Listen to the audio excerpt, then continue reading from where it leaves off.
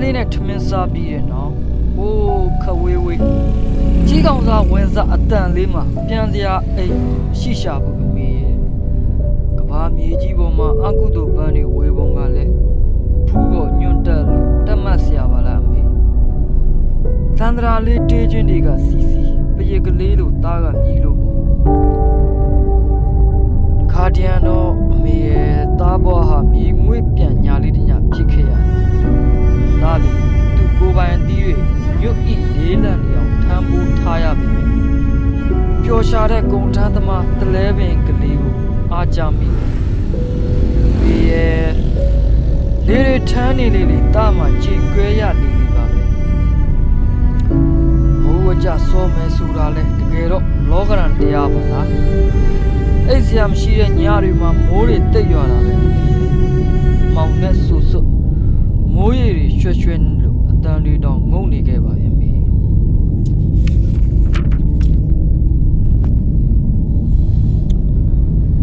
ဆုံးရှုံးမှုတည့်ရက်တွေမရှုမလှနဲ့ကန်ဆိုးမိုးမောင်တောင်ကုန်းပေါ်မှာ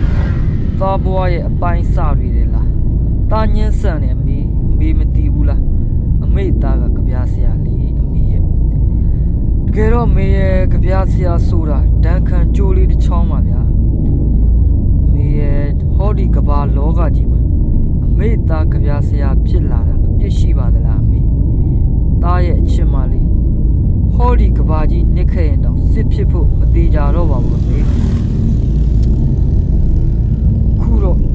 တခြားသူတွေမမြင်မိတဲ့အတန်ကလေးကိုခေါင်းအိမ်မိလို့အကျဉ်းနာမဲ့ဆုံးစုလက်ကိုတားရခဲ့ပါတယ်မေမသိဘူးလားလူတွေရဲ့ပြုံးမှာကုံဆွေးနှုံးတွေပါတယ်အမေရဲ့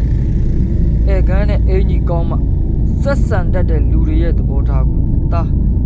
တူတူခါခါမုန်းနေမေရဲ့တခြားသူတွေအတွက်တော့အရာရာလက်တပစ်စာရဲ့ပါတာမှာတော့ယူဇနာတန်ပေါင်းများစွာဝေးကွာလို့တားလီရေရောထားတဲ့ညရဲ့လို့မရခဲ့ဘူး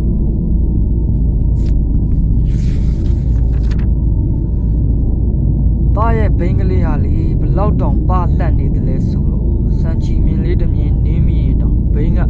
ထပေါက်သွားနိုင်ပါတယ်မိအလျံကြီးမီးတော့မီးလျံကြီးရဲ့နေ့စဉ်ခုံချနေရတဲ့ဘွားခီး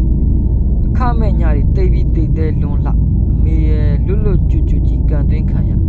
ကျွန်တော်ဘလောက်မှားရင်မိလို့လဲမေအစုပ်ကချက်ခိုးဆွဲမိဖို့ကြောင်းချောင်းဆိုးလိုက်တိုင်းချောင်းဆိုးတော့တိုင်းရင်ကောင်းကြီးတဲ့မိထားတာတော့တာမြင်ရ